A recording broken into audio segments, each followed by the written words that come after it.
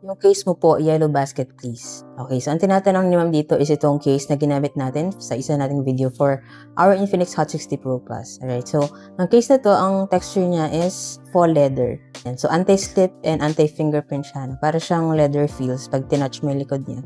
And then meron na rin siyang camera bump for protection sa ating mga camera. Ang ganda ng camera bump niya. Naka-elevate talaga.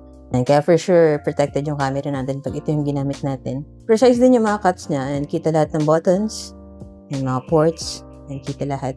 And then aside from that, meron din siyang, yung ganyan sa gilid, grip assistance. Kaya masasabi natin na talagang anti-slip siya. Hindi siya madulas sa kamay natin. Tapos meron din siyang holes for lanyard. Kung gusto mo na mas secure yung paghawak mo sa phone mo pag nasa labas ka, diba? Pwede ka maglagay ng mga lanyard. And ako kasi mahilig ako maglagay ng lanyard sa mga phone ko. And then sa harap naman, yung mismong case, medyo elevated siya dun sa screen natin. And so, extra protection sa screen. Pero suggest ko maglagay pa rin kayo ng screen protector sa mga screen nyo para syempre iwas gasgas, diba? Sa akin nakalagay yung hydrogel screen protector. Kasi pag mga ganitong curved screen, mas prefer ko talaga yung hydrogel. Kasi hindi umangat yung gilid niya kapag sakto yung pagkaka-fit natin, pagkaka-align natin pag in-install.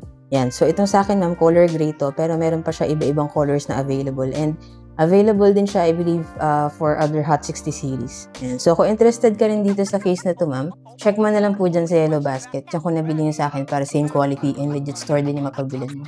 Yun lang sana nakatulong ng video. And if you have any other questions, let me know in the comments and follow for more tech content.